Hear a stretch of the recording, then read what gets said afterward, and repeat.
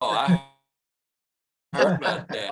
Yeah, that's Yeah, I just had to talk about that story. We weren't there, but they were sitting on the dock and the chair fell in the water and her glasses, and I think it was a $200 pair of glasses, and her mom said she just cried. and gosh, cried you should and have cried. dove in and got them for I $200. was just say, I thought Well, I it's thought that's what 25, you did. it's 25 feet deep there, but we tried to, a magnet and all kind of things to find them. We found the chair, but didn't find the glasses. That's a shame. Well, we saw some disturbing stuff on the Weather Channel last night about that front that was moving up towards you guys. Did it turn into anything serious, severe weather? Just a lot of rain. Hi, guys. Hey, Cindy. Hey, Sandy. Hey, Cindy. Richard, I was glad to hear about your doctor's Substitutes, report. Bart. That's pretty awesome. Say again, Cindy. I said I was really glad to hear about your doctor's report. Said that was pretty awesome. Well, thank you for saying so. Yeah, we were tickled to hear that it's looking better. So that's good. Yeah. Can't keep a good man down, can you? A little while, That's good. 2 years. That's good. It's so good though. Well, thank you. What's the temperature like up there right now? It's cold. Cold and rainy. 45 and rain. I'll be back in a second. Okay. Well, we've had some beautiful weather this last week and week, 10 days. We've really had some nice days. We were under real bad tornado warnings last night here on the Gulf Coast, but they went up and just north of us in Alabama, thank goodness. Well, it's supposed to be nice this weekend and sunny, but 50s. So it's not crazy warm, but I'll take the sun. Oh, absolutely. Yeah. So Eve, I'm going to assume that that's a background picture you got behind you. It is. That was taken just this morning over at the Riverside Park at the garden. Where's That's your looking shed? Good. Looking Where's your good. shed? I don't So, see your shed back there. So I thought I'd put it up and then Oh, there it is. There's Oh. the shit. so yeah, I was over there checking out things this morning and I snapped a couple of pictures, thought I'd put them up so you could see how things look and your nice contribution there. Oh, it looks good. Yeah, well, It Nice. does. we'll get you on the agenda. I mean, you're on the agenda, so we don't want to upstart that one. So we still got, what, 12 minutes, Chuck, before we get started, huh? Oh, Yep. I'm enjoying hearing about this rascally group you've got going. Oh, you might have to come join us, Eve. That's right. Yeah. It only Why'd gets she- better. Why'd From the she sounds say of it, that when I I- might fit right in there. I'm sorry. Go ahead, Bill. Never mind. Bill's looking pretty rascally today. I like the hat. Yeah, I wonder why she said that when I signed on. Bill, is that your St. Patrick's Day hat? Look kind of like a No. leprechaun. No, it's my cold head hat. Insulating your head. Alex, you jump like that's your doggy. That's penny and copper, I bet.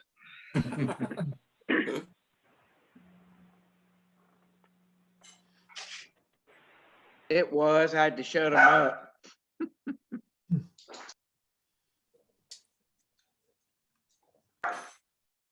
Good afternoon, everyone. Hey, Chuck. Hey, Chuck. Got our good group together. And our not so good group, I guess we're both, aren't we? The good and the bad. We just don't have the Yeah. ugly here. That's what's good.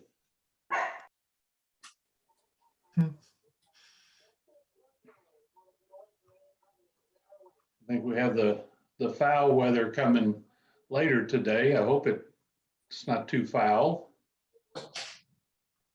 Yeah, I was just asking about that. I was hoping it had missed us. Yeah, maybe it has. Raining here. We got a few sprinkles in Bakersville, but nothing bad yet. Is the worst yet to come? I think so. I think so. Yeah, they're higher winds this evening.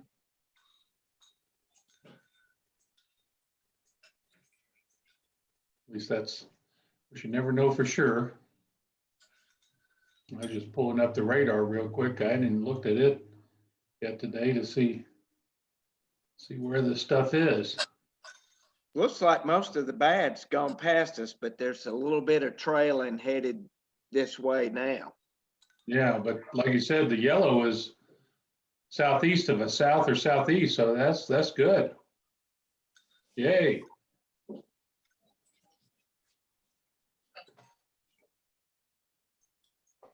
We have a vaccine to drive up vaccines in tomorrow, and looks like we won't have to mess with the rain tomorrow. That's good.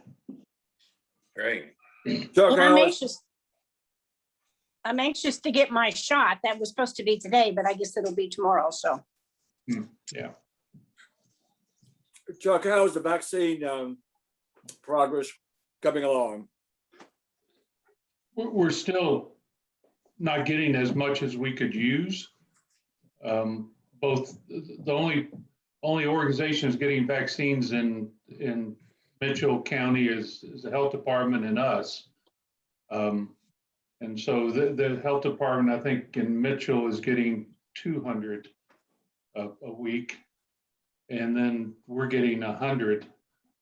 But then we also get 100 for Yancey County. So we combine them into 200 dose events. You might be able to get some AstraZeneca from Norway now. Yeah, we could buy that cheap. Chuck, did they explain to you why the amounts are so low? It's what's coming from the feds. The feds, this last week, I think North Carolina got 260,000 doses.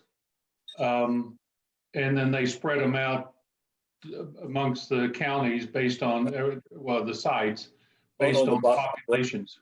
Right, So, right. So you know, if you look at for our population, the percentage of vaccinated in our counties are equal to other counties. So we're not being shortchanged, but just because we have low count populations, we don't get much. I see. We have friends in Little Switzerland who traveled over to Tennessee to get their shots, and they got that last week. Not sure exactly where they went. Yeah. Irwin, my wife just said Irwin. Well, if we had more, we could open it up into larger groups, but Right. and now as of yesterday, it's opened up to phase 4, which is anybody from 18 to 64 that has a health condition. Right. But nobody checks health condition. We don't tell you to prove it. You could come in and say, I've got a heart condition or Right. I've got diabetes or. Yeah. Well, Chuck, mean, you got yours, haven't you? Me? Yeah. Oh yeah, I'm an old guy, so I got it early. You joined the I'm in ranks the down healthcare industries. Exactly. Yeah. Primary people. Yeah, but and we'll talk about it. We'll get on. But anybody in the Rotary that hasn't gotten it yet, they just need to, send me their information. We'll get them on the list and push it on up there. We don't want anybody to go without, because now it's, in all practical purposes, it's wide open. It's just a matter of having enough to give them. Right. April 7th is when the restrictions on phase 4 go away, and then phase 5, they say, will be coming later in April or by the end of April. And that'll be that's when it's totally open to anybody. Bill Felkel, how far down south in Florida are you? Are you close to Tampa? We are a stone's throw north of Orlando. So we're central. All right. Yep. Winter Park, right? Winter Park. So I-4 cuts off of 95 on the western side of Daytona Beach, and it goes to Tampa. So Okay. it goes in a southwesterly direction. Then it comes down through Orlando, the attractions, and then over to Tampa and connects with 75. Well, I'm glad to hear that, because anything south of Orlando is not real Florida, What is it? That's a good Latino question. country? That's a good question.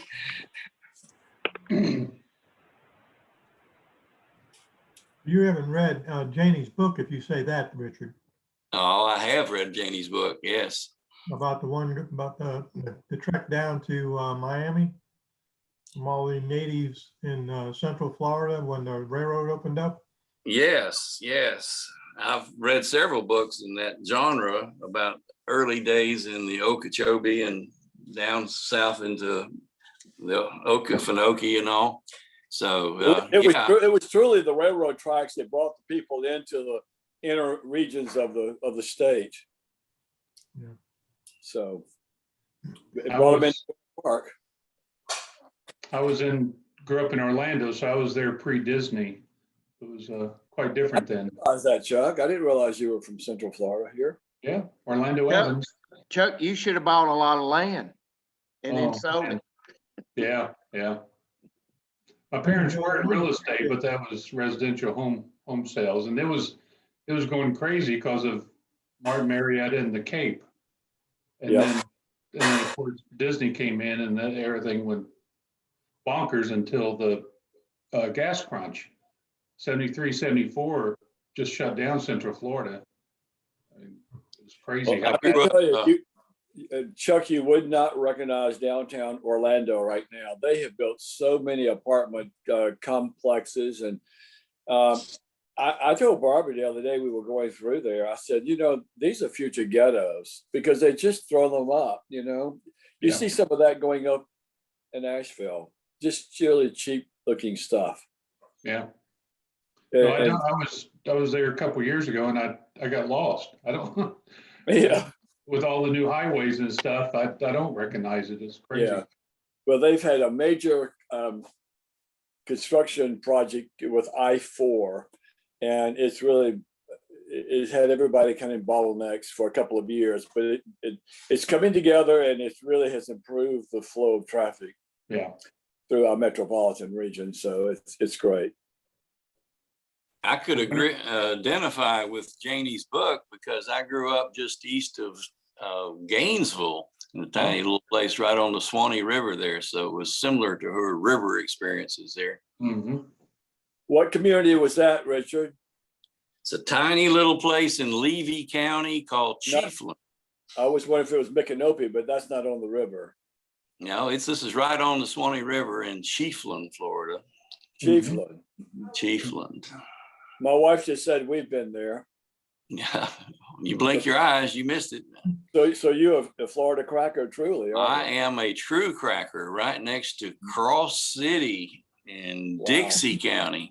Well,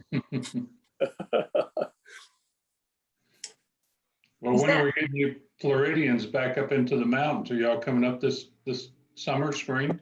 Oh, yeah. Absolutely. Hope to be there. We were just talking about that. I just shared that we're going to be heading up in 2 weeks, Barbara and I. 2 weeks. We're looking forward to it. Good. Hopefully the freezes will be finished. No guarantees on that, though, right? No. No, I was hoping you were going to bring warm weather. I could use it. I'm tired of being cold. We're going to try to, Cindy, but I tell you what I am bringing. I'm bringing up a whole U-Haul of flowers. The flowers, you always do. I'm always impressed with that you do that. No, don't be. I'm just one of the dum-dums, Well, you can't throw them out if they're not dead. If they're living, they're alive. We've learned something about nature. It really wants to live. It doesn't want to die. Yeah. So I take them all up and bring them down to Florida. I know. I'm in person. Take them back. Yep. Pretty cool. I think that's great. It's crazy. Gail had one geranium that she named, and I had to haul it back and forth in the back of my pickup for 4 sessions going back and forth from the mountains. The darn thing lived for 4 trips back and forth. 70 miles an hour in an open truck. Jeez. Richard, I'll make you feel good. I've got about 15 pots of geraniums, and they're all covered with blooms right now. And they don't want to be here in the summer because it's terrible weather for them. So they want to come up where it's cool. I Right. bet Barbara hadn't named them all though. No, they don't have names. Is that Marvin on the phone? Which one? Marvin Rogers. You, Marvin. Marvin Rogers. Yeah, Marvin too is on the phone.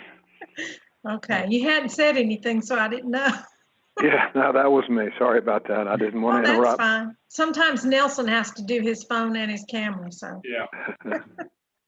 I thought it was Nelson. Well, looks like we're at 12:16, so we can get the party started if everybody's ready. Ready. All right. Well, Mr. Glover, would you do the honors of the prayer and the Pledge of Allegiance? Certainly. Let's pray. Lord, we thank you for this day and for the rain. Just help it not be damaging to those, and for those that it has damaged, just help them recover and get their lives straight. And just thank you for this Rotary Club and what it means. And we look forward to hearing our speaker talk about the gardens, and just bless all of us and us to your service. In Christ's name we pray. Amen. Amen. Amen. Do we have a flag? Yep. There it is, Nelson. Okay. We'll do the pledge. I pledge allegiance Pledge allegiance To the flag Flag of the of United United States States States of America, and to the and to the republic to the republic Republic for which for it which stands, and One for nation. which it stands, one nation, under under God, God, indivisible, indivisible, and justice for all. with liberty and liberty and justice justice for all. Hallelujah. Wonderful. Thank you. Thank you, folks. So we'll start out with announcements, club announcements.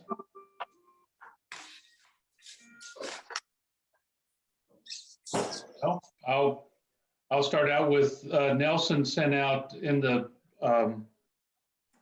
notice this morning that the announcement from Main Street, Spruce Pine Main Street, and they're doing their cleanup, their spring cleanup on Saturday, April 10th, I think it was. And so that flyer is attached to the notice this morning. So anybody that has interest in volunteering, that's 9 to 1 o'clock on that Saturday morning. You'll just call and let them know that you're going to be there, and that way they get a head count of what teams they can put together. So I have that coming up. And then in other news, we are having on the Trey, I'm trying to think of Trey's last name with the YMCA. Oakley. I'm sorry? Oakley. Oakley. He's going to be joining us on the April 1st meeting, our April 1st meeting. It's not going to be April Fool's Day, his meeting, but he's going to talk to us about the Y. There are a lot of questions and concerns that were voiced.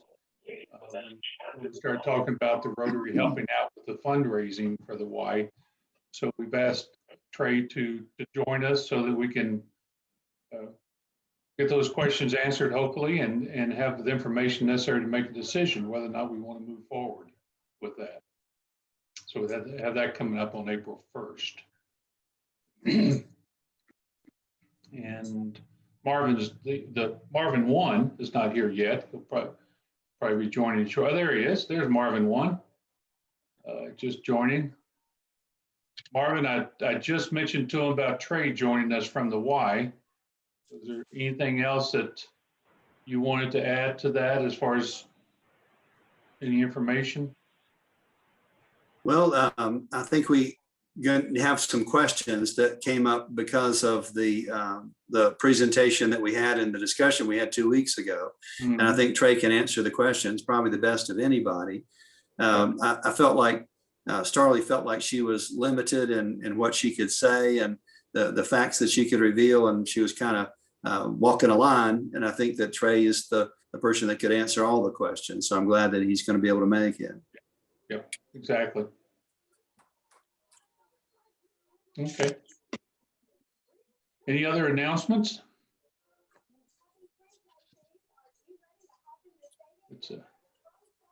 It's a quiet one this morning. Floyd, I think maybe from the barbecue festival? Yeah, at the meeting yesterday, we decided to try to have it October 2nd. I called Libby right after that, and she checked her schedule, and the schedule looks good. A couple of things going on remote away from here that we didn't think would affect it. She was really happy to hear from us. And October 2nd is a date she agreed with. So that's our plan as of now. We talked some about the blacksmith, and she was concerned about being able to, pay. Apparently her budget's really tight. And so I told her that exhibition, I'm sure we could do that at no charge. And then if anyone wanted to sell, get their space for $25. And if she gives me feedback later that that's going to be a problem, we might do something about that too. We can see sort of how that goes. But I would like to have the blacksmiths there, especially doing some kind of exhibition. I think that would be a real bonus for our festival. And draw some people. That would be. I'd like to keep them on. I'd like to keep them coming regularly. They can. If we continue to do ours in the fall and they do theirs in the spring, that will work out nicely. I think for us having them attend more often. So do we have a new date, Floyd? October 2nd. Okay. Yep, this year. And Good. we're hoping that the vaccines are out enough till we can just almost have a normal festival. So. Gosh, if we're not fully vaccinated by then, yeah, we will be. As many as anybody that wants to be vaccinated will be vaccinated by then, no doubt. And it wasn't just that was the reason for the push. Also a little bit concerned about the weather. Yeah. The weather's been problematic. And I mentioned at the meeting yesterday that if you're coming to Spruce Pine from Marion, which is the way I drive almost every time I leave here, coming back and it's nice and sunny, you've been doing something in Marion or McDowell or somewhere on down the interstate, and you look up at the mountains, sometimes it'll look like the weather's terrible. There'll be dark clouds hanging over.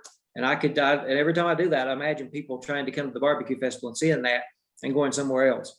And then when we're actually here, it's just clouds. It's not like yesterday, it was just clouds.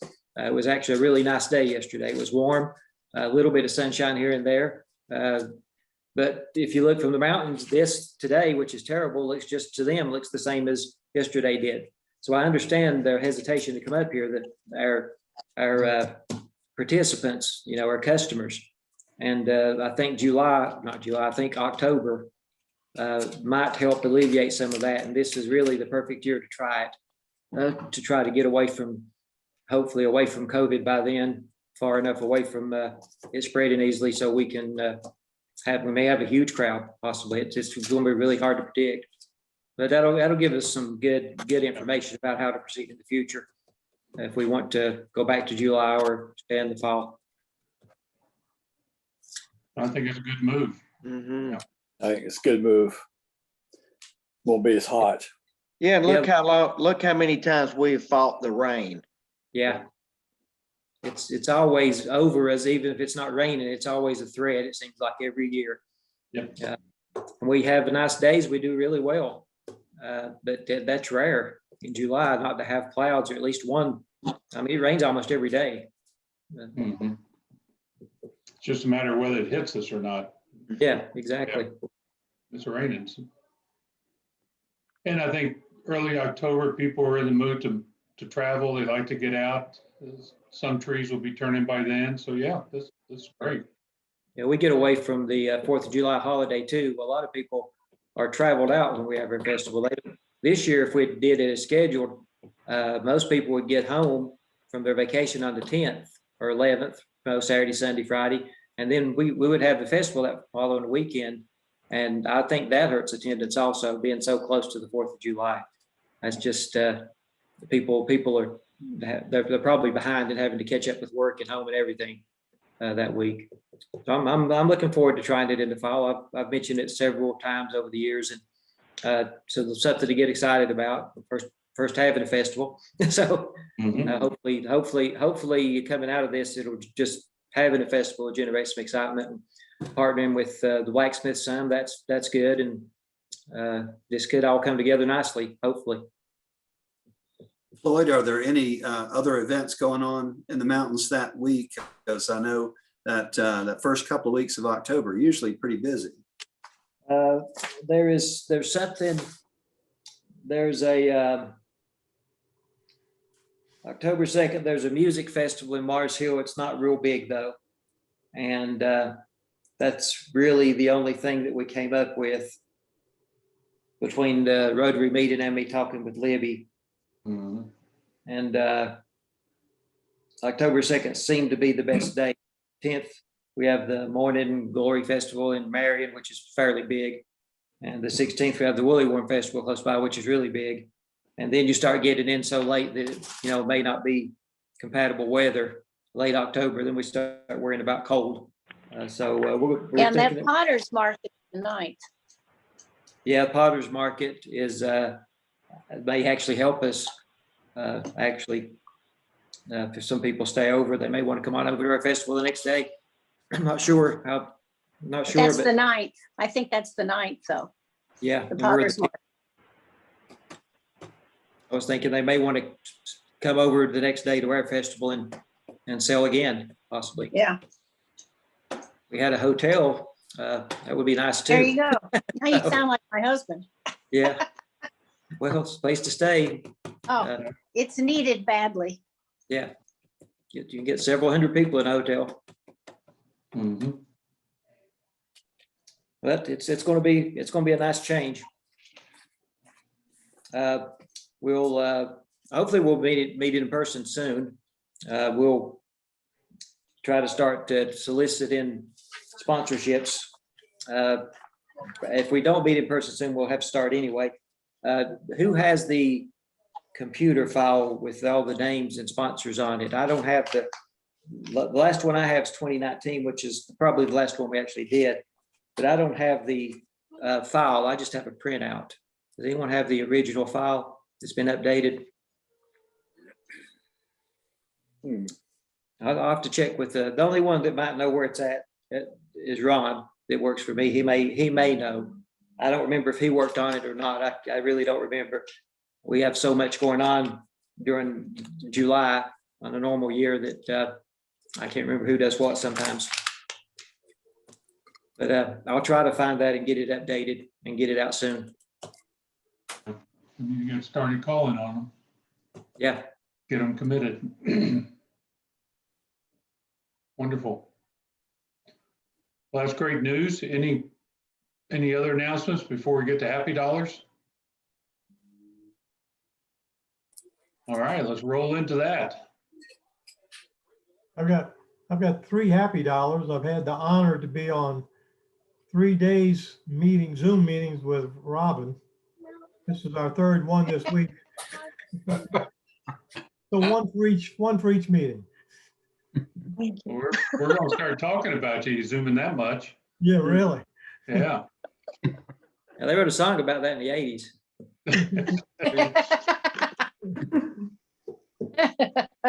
Right. I think it's telling though, George, that she's not reciprocating by paying the Happy Dollar for being on the. So should I do that? I will. It's funny because neither one of us talked near as much at our first meeting as we did yesterday or today. It's mostly just voting on things. She obviously wasn't as happy to have been on the meeting with you. I'm just saying. Sounds pretty reluctant to me. Yeah. Why would that be a surprise? Yeah, that sounds like a shame dollar. Yeah. I've got a couple of mixed emotion dollars because I'm going to be with Robin. We're going to be doing the pets training. That's 9 hours if I'm calculating right. starting this afternoon, 3 hours today, 3 hours tomorrow, 3 hours Saturday. And both Robin and I are doing that PETS, President-elect Training Seminar. So Although I that's don't know mixed. if we'll be in the same group or not. We might not be, but we're going to be most whatever, of it we'll be together, there. I'm sure. Yeah. I may The have to best get part up and of it down a be- time or two. It's usually very good training, or at least what I experienced. Of course, I was face to face, so there's a little difference there, but they do a good job there. I have one When more does that happy take comment place? for Reed, who's not here, but we want to thank him for bringing that sledgehammer to take down the fence at Riverside Park that Eve is going to talk about later. Yeah. Well, I'm going to throw in a happy dollar. I'm just happy that we seem to have missed the worst of the rain, and I'm very pleased with that. So. And then I'll do 5 for Cart. Don't want to forget Bill. All right. Well, we don't want to keep Eve waiting. She's been here listening to this rascally group, as she calls us.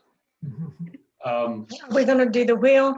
Yeah. I was going to roll Okay. into the wheel. Just does anybody want to contribute or get some numbers before she? Robbie, do you have Alex? numbers of Felco? Yes, I Okay. do. All right, 45 and 65. wonderful. I'm looking, I think everybody's on the wheel. Okay. Well, Robin, I'll pay for 2 numbers for Eve. So if you'll put Okay. her in there. Okay, let's see. Eve will put you on So she- 40 and 6. There we go. If I could only be 46 again.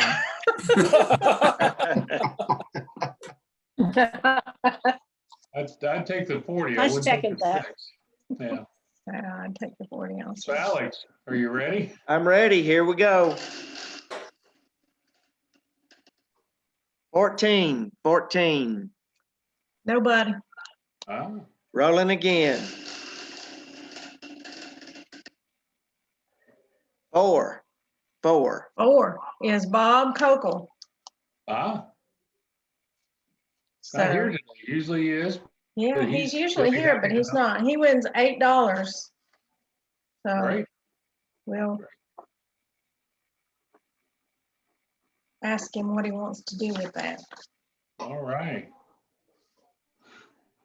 Well, Marvin, would you like to introduce Eve? I'll be glad to. Eve has led this project with the community garden, and that's really moved ahead beautifully in the last couple of years with the raised beds down at the Riverside Park. And it's pretty obvious that that's been well tended even in the winter time. And we've been trying to support them in that. So look forward to hearing what she has to say about a report about how that's going to go this year, maybe. Thank you, Eve. Sure. I'm delighted to be with you all. I work for Cooperative Extension based out of Mitchell County, and that's one arm of NC State University. And I say this every time because I feel like we have a complex organization that's federal, state, and locally funded. So it's hard for people to really understand how we're organized and who we're connected with, but we are part of NC State University and actually the other land grant university in North Carolina, which is NC A&T State University. And on the staff there, I serve as the county extension director, as well as responsibilities in community development, which of course is where this project falls. And I also do 4-H youth development work, and that's really been my love for the last 30 years or so. It's getting so I don't even want to reveal how long I've worked for NC State now, but it's been a good career for me, and I'm enjoying it and enjoying being in Mitchell County. And really don't have a formal presentation, but I had asked if I could drop by and say thank you on behalf of Mitchell Giving Gardens. You can see the shed behind me. I was sharing earlier when a few were on that I took that picture this morning. And I'll change over and show you the beds too in just a minute. But Mitchell Giving Gardens has been in the works for a little over a year now, and I was simply invited to a meeting when I first arrived in Mitchell County, which was I did an interim for a few months when the prior director retired, and then was encouraged to apply for the job and did, and have been here, I guess, full time for a little over a year now, maybe a year and a half. Time flies when we're having fun, and we're in the middle of a pandemic. But at any rate, I was invited to a meeting, and now here we are. There was just some abstract conversation about the need to help folks that might experience food security.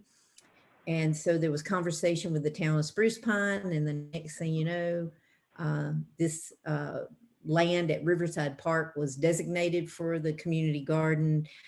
Cooperative Extension at the time seemed like the best organization to serve as the umbrella organization for the project, but it will soon have its own entity as a 501c3 nonprofit.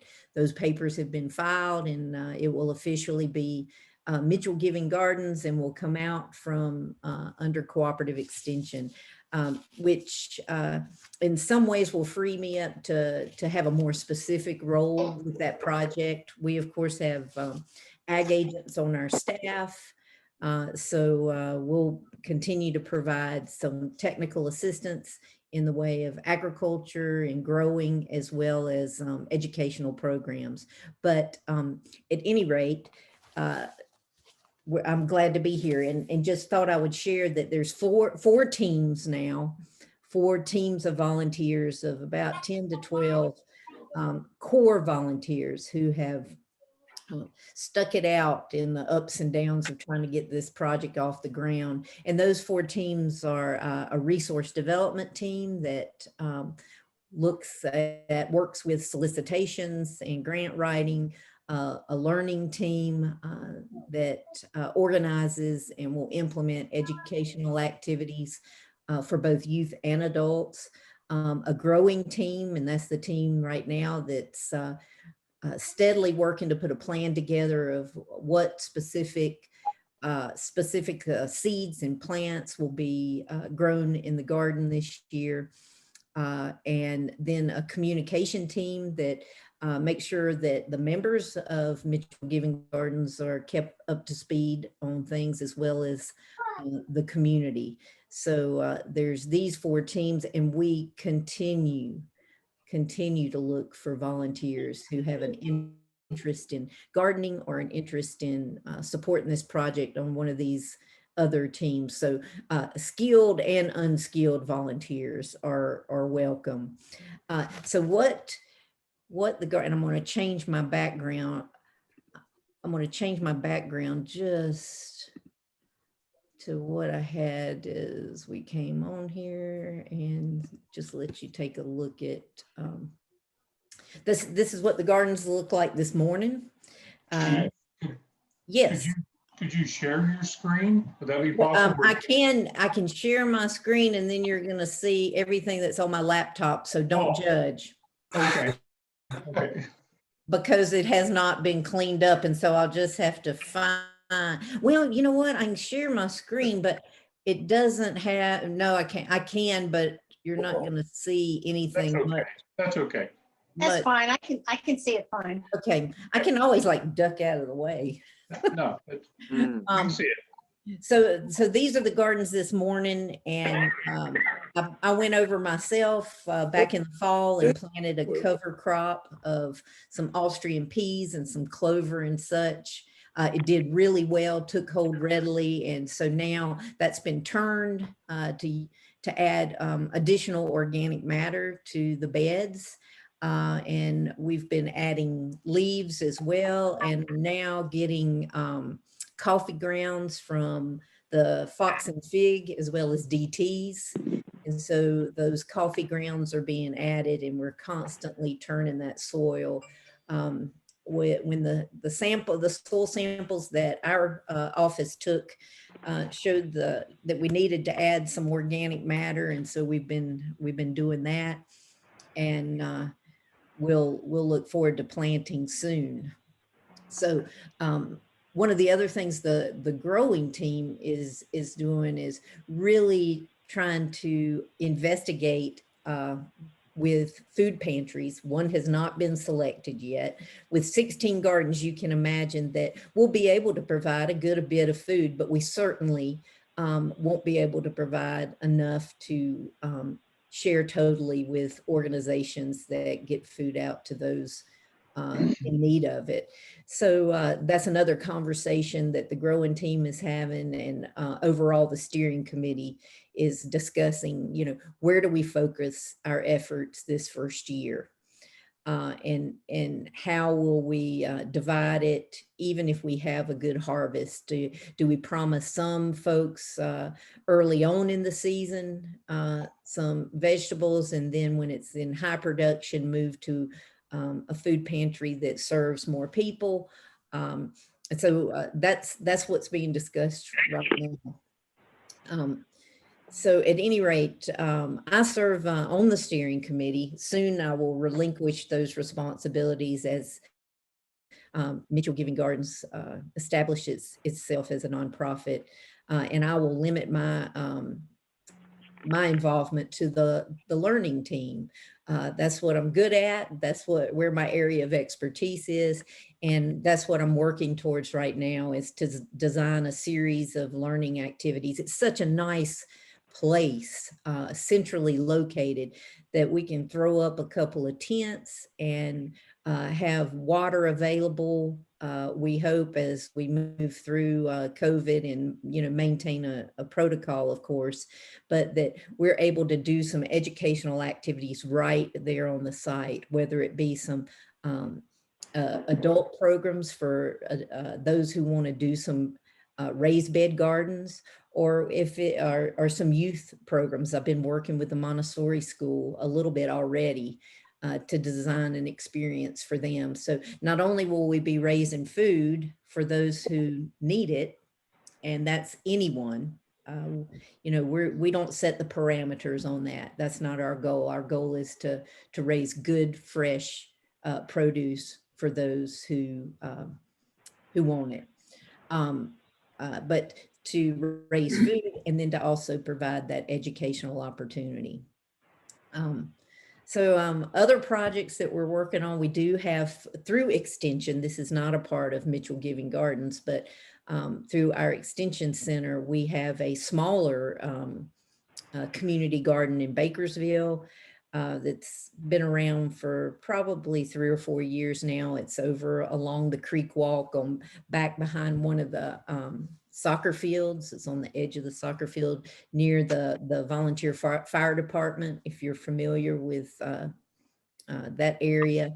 There's 8 beds there of a different design. It's much less grandiose, but at any rate, there's 8 beds there in a small greenhouse. We're working on a project to refurbish that greenhouse right now, and I've written a grant through Extension that will help with that. If we're able to refurbish the greenhouse, we'll then start some seeds and do some seed germination, plant propagation right there. I'll be working with one of our staff members. I'm not the agricultural specialist. I've just learned by doing the 4-H way over the years. Being in an organization for a long time, but we do have a horticulturalist on staff, and we'll work to germinate some seeds, do some starts for Mitchell Giving Gardens, as well as for this garden in Bakersville. The one in Bakersville is specifically used with 4-H youth to help them learn gardening skills, and then to make extra produce available in the community. So that's kind of not really a spinoff, but a similar project. So that gives you a little update. We are so grateful for this shed. Right now, I think Flo Grant and I specifically, if you know Flo, she has really been instrumental, totally as a volunteer. You can't really consider me a volunteer. I do community development as part of my professional responsibilities, but Flo has just put so much energy into this. And we're especially grateful right now. Others will be later, but Flo and I haul a lot of stuff in the back of our cars that just stay there and to be ready to drop by the garden and work. So it'll really be nice to get things out of the back of the car and into that shed. So if you have questions, I'll stop now and I'm happy to answer any questions you might have. I have one, Eve. With those gardens open like that, what do you do for security? There used to be a fella living behind the church there on the river, and there are people that walk through there that might just help themselves to your hard-earned gardening produce. What do you do about that? Well, Alex, we really don't have a plan for that. We have had conversation about that. Right now, if folks are in need of food and they're helping themselves, then we're getting it to where it needs to be. And there's not a plan for any kind of security at this point, except for that shed. And I know that an additional padlock was put on that shed. And I was trying to remember when that was done, I think a couple of weeks ago, because it wasn't felt like it was secure with the lock-in door that exists. And so we do want to keep those tools secure. But as far as the harvest itself, right now it's, if folks feel in need of taking it, then I guess they just need to have it. Well, hopefully too, you won't have any damage. We had the Rotary Park there, the playground, and of course it was even set on fire one time. So hopefully your plants won't be damaged. But unfortunately, bad things happen. That's true. We did plant some things last fall, really. Those beds were put in on August 31st. In September, we put in some kale, some dino kale and some curly kale and a few other things, really not hoping for a harvest because we had not amended the soil. We hadn't done anything. We hadn't even done a soil test yet. But we put some plants in because we just didn't want those beds to sit idle over the winter. And we did some small tunnels to extend that growing season. We didn't get much out of that harvest, but I say that to mention that we didn't have any vandalism either. The tunnels stayed up. We had hoses that were donated that we didn't haul around in our car. Now we did try to set them behind the beds on the far side where the shed is. So they weren't just, readily visible, but those stayed in place. We had 5-gallon buckets over there that stayed in place. So, so far so good. Thank you. Steve, are you all trying to get people who are in need to actually participate in the growing of the garden? There's several models for community gardens. And one is a model where you rent space, like in an urban area, somebody didn't have a place to garden and they could rent one of those beds and grow food. Another model is to bring those people who are in need of food and teach them to grow their own food. And then this model that we're using right now is really kind of a new idea, and that the volunteers that are coming together on this project right now are simply growing the food to donate. Nobody's taking it home. Nobody will take it home. that it will all be distributed through a local food pantry or food pantries. We've had conversation about bringing folks in. Right now, what we felt like was, and based on, you know, some solid research, is that folks that are in need of food are struggling, and they're struggling to put money, put food on the table and bringing income in for their family.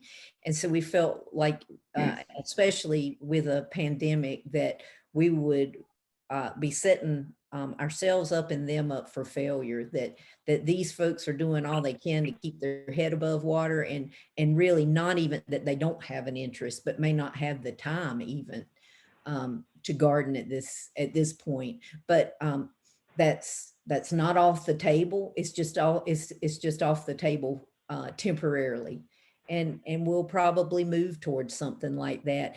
It may even be that we move towards using a few of those beds to teach people to garden, and keeping the other for food pantry distribution.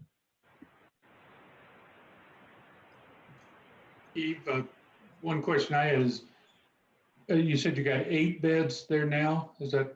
We have 16 beds at Riverside, and Oh, okay. eight are in Bakersville with a separate project. And so in the Riverside, do you have a sense of how many families that would, because it looks like a lot. I mean, if y'all kind of put some numbers together on that and think you could support 40 families or what have you? The growing team is struggling with that, even looking at yield. Now, one of the things I did, and I don't have those numbers in front of me, and I wish I would have anticipated you asking that question, Chuck, because when I wrote a proposal to NCDA trying to leverage some funds and get some additional support for the garden, and did find research. Actually, it is through Cooperative Extension, but it's another land grant university. I hate to even mention the Ohio State University, but easy. I figured I'd hear something from someone. Yeah. But there's making a fuss. the research at Ohio State, there was some numbers there about increasing yield and just how well raised bed gardens do. And so I wish I had those numbers in front of me, but I don't. But I'm happy to follow up if you're interested, or to come back after we get into the growing season and be able to bring some pictures or maybe even a video, and where you can start seeing the yield from this thing. I think that'd be a great idea. I just want to make a comment to Eve. My wife has been listening to this program as well today, and we're in Little Switzerland, and we are vertical up there, but we have a terraced organic garden, and we have raised beds. My wife is the farmer, and it's amazing how intense you can get plants growing. And we recycle every organic thing out of our kitchen. Everything is buried in that dirt. And it really is a matter of weeks that it goes from the organic material that we put in there to rich soil with worms. It's amazing. Well, on the back burner is plans to build a compost unit there, maybe a 3-bin unit. I've got one here at my house. The problem with that is you got to remember to tend to the three. Yeah, that makes it hard. Yeah, it does. And it was here when I got here, but I use it, and then I'm like, daggone, I need to turn it.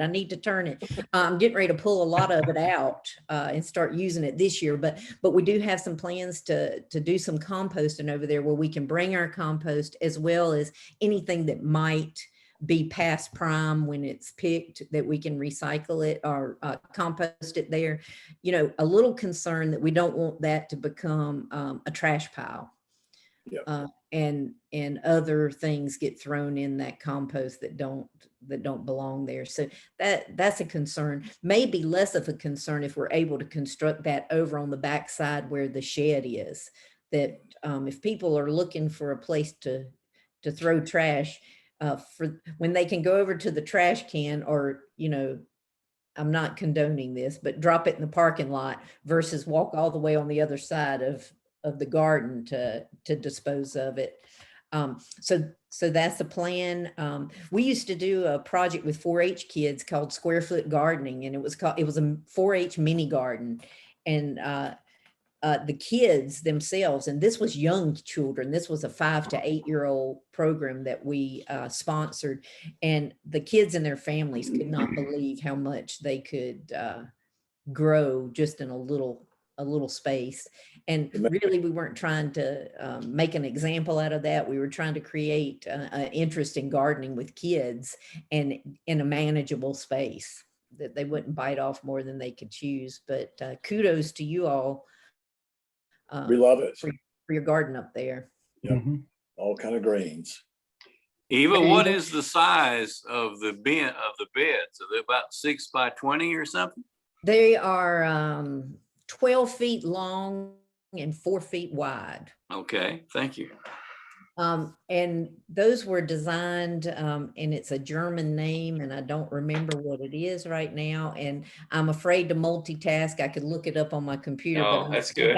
I don't think I could talk and do that. But what we did was, in the base of those beds, I mean, they're open to the ground. I mean, there's a ground cover there, just like a gardening fabric in the whole space.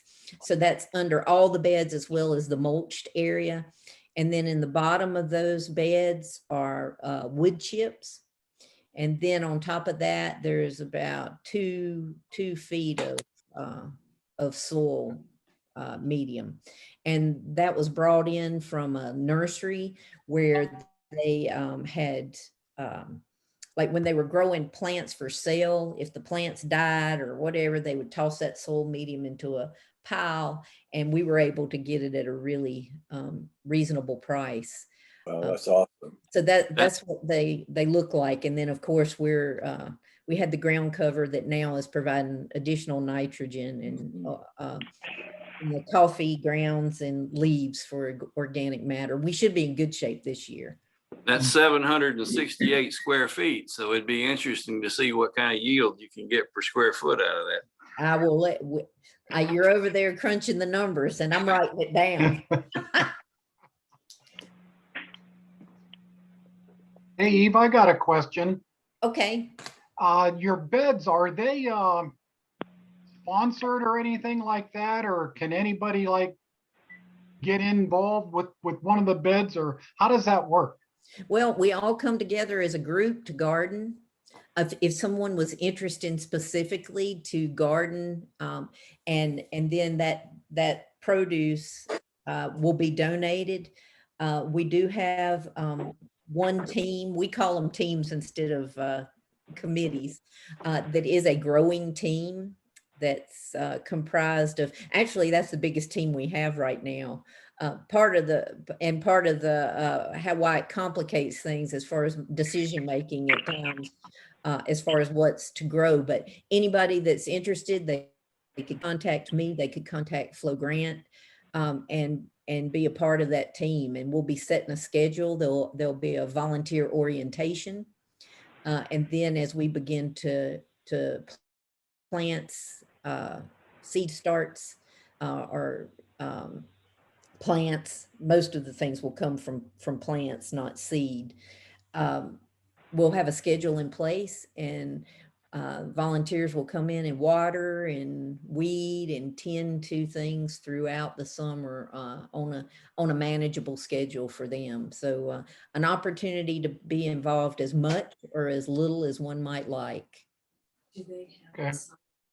Does that answer your question, Nelson? Well, I was thinking about if there was a way, since we have a small garden here at our place, and we're starting plants right now. If there was a way that maybe we can bring some of our seedlings down and do a bed for you Which- there, and then you guys can have the food that comes out of it. You know, we can sponsor a bed. Hey, Nelson, did you send me an email this morning? Were you the one that set up the Yeah, the Zoom. The Zoom? Yeah, Okay, I'll make sure, well, you've got my contact info. yeah. We can pursue this, I'd like to know what your seeds, your plant starts are. And I'll be happy to send that along to the growing team and maybe we can work something out. Thanks. Okay, that'd be good. Yeah. I had to turn my grow lights off in the background. You couldn't see me. What are you growing? Well, all kinds of stuff. If I had to mention everything, we'd be here longer than the hour. That's awesome. Yeah. Eve, I've been very impressed with your raised beds. It's a beautiful setting there. Mhm. They really are You've beautiful. taken raw land and you really are doing something special with it. Well, we were just really fortunate to that Quartz Corp, approached us about building beds and for their volunteer day that they do every August. I happen to be the point person. I really don't know why, but I did. I worked closely with the county extension director in Avery County, and he actually designed those. That he crafted that design of those beds for Avery Extension. And so we just piggybacked off of that design because I looked at it and I thought it looked good. I thought it would be easily accessible. I don't really know anything about raised bed gardens. The way I garden is different. That's not my background, but again, I was kind of thrown into this thing and so I talked with Quartz Corp. They said, dream big. If you could have whatever you wanted, what would you want? And so there was a handful of us. And honestly, I think we just looked at the plot and came up with the number 16. And we thought it was way more than they would do. And we said we would like to have it mulched and wide enough that it would be accessible for those that were challenged with mobility issues. We'd like to fill them with wood chips. And I mean, we just said what we wanted. And then we got it. So it was a little bit putting that. They're making a lot of money, so it's good they're giving a little. Yes, it is. Yes, it is. They were all excited. We felt like we were in the planning stages. And so we felt a little bit like we were putting the cart before the horse because we just were planning and bringing people together. And I mean, I was really looking at it from a true community development perspective. And that is not if you build it, they will come. It's the reverse of that. But we couldn't look a gift horse in the mouth either. And so they came to us, they constructed those things in a warehouse and then brought them in that day. And I mean, it was fabulous. I can't say enough good things about Quartz Corp in this regard. They were organized and prepared, and we all showed up to work, but they ran that day. And Wow. we started about 7 o'clock that morning, and no joke, by 2 o'clock it was in. Wow. And we were tired. That's awesome. But it was really smooth and very well organized. So this will be our first real growing season, and it really is exciting. When do you think you'll get your C3 status, nonprofit status? Everything's been filed, so we're just waiting, and those were filed in February. So my guess is anytime. We've got an EIN, tax ID number. We've got bylaws. We're working now on standard operating procedures, which has become quite complex. But I guess it's better to overkill it on the front end than need some kind of policy and not have it.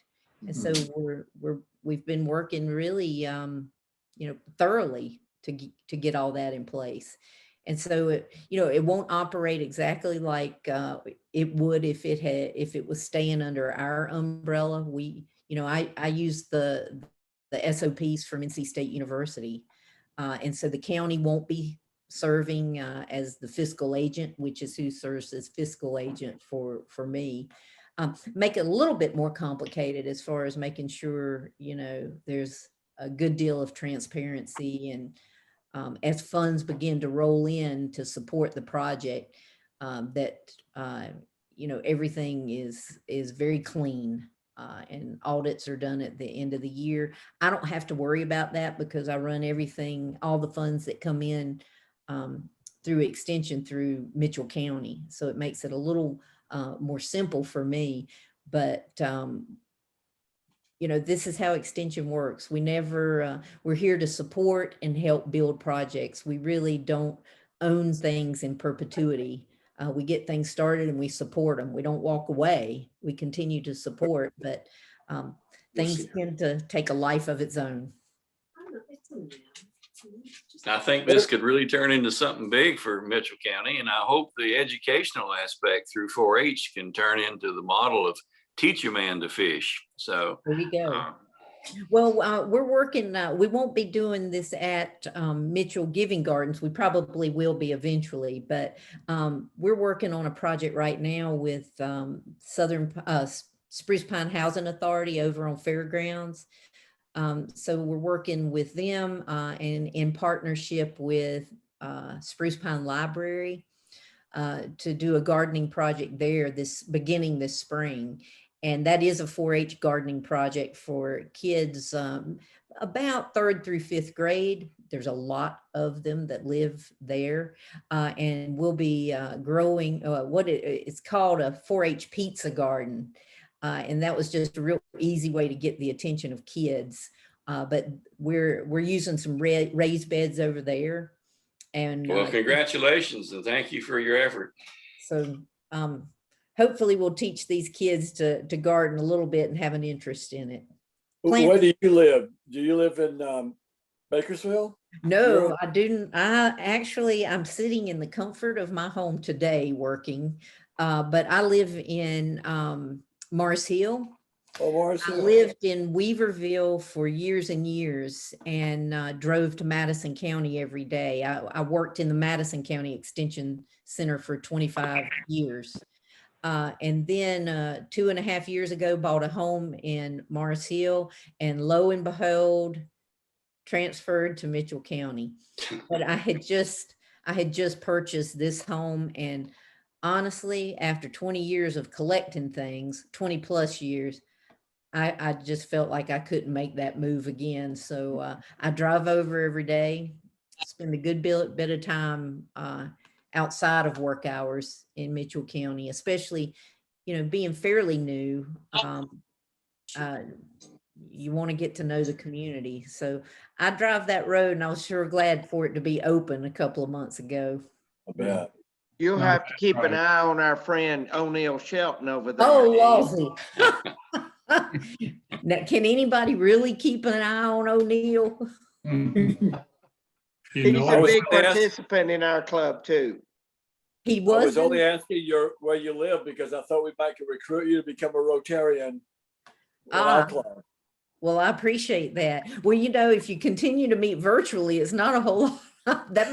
There are some things it's really nice to meet in person, but the virtual world is not all that bad. At least we've been able to continue to stay connected and meet. So yeah. Thank you all for this opportunity today, and just for the tremendous amount of support you've provided. Thanks for your coordinated efforts. Yes. Well, thank you for the presentation today. As you can tell from all the questions, we're very interested in it. We're thankful that we could support you and get the garden shed, and hopefully in years to come, as other needs arise, you'll let us know, and we'll do what we can, because we think this is a very wonderful effort. The community gardens, the Mitchell Giving Gardens, it's going to be very, very special in the years to come. So thank you. Thank you all. And I know you have additional business, so I Well, will. still some more fun and games. We're gonna do the cards and that's about it. You can stay in if you want to on that, or you're welcome to leave if you need to run on.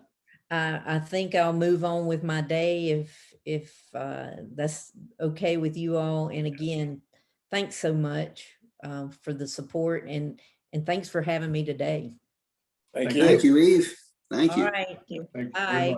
much. Bye-bye. All right, folks. Good information on the Giving Gardens, and anxious to get back down there and look at them again and see how. I didn't know how that was working, so that was very informative. I didn't know the courts initiated it. I'm sorry? I said, I didn't know that the courts corporation initiated. No. They are active in that way and giving back into the community, so it is nice. Is there anything else before we go to the cards? All right, well, Robin, you want to pick a number for us?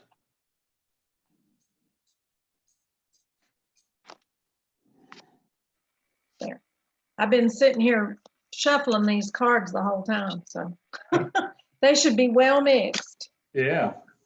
Me So, number 1, that is George Nero. Georgie. So All George, right. you get to pick. All right, George, you know the case.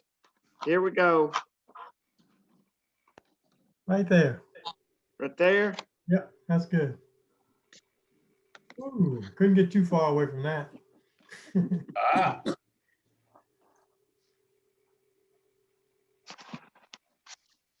Well, didn't win this time.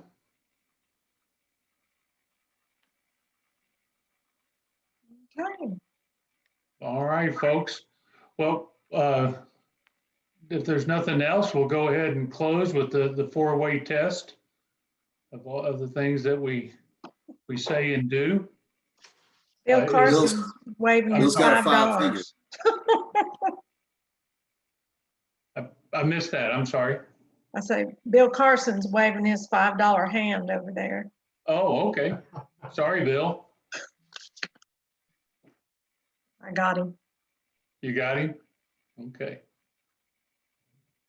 Anybody else before we do the four-way test? It takes it All right. Well, put some more in there, please. We'll move ahead then. The four-way test. Is it the truth? The truth.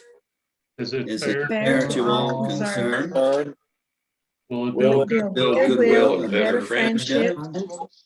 And will it be Will it beneficial? Beneficial to all concerned? All Right. right, folks. See Have a ya. good week. Have a good week and stay dry and stay warm. Yeah. Bye. Hey, Chuck, Yes.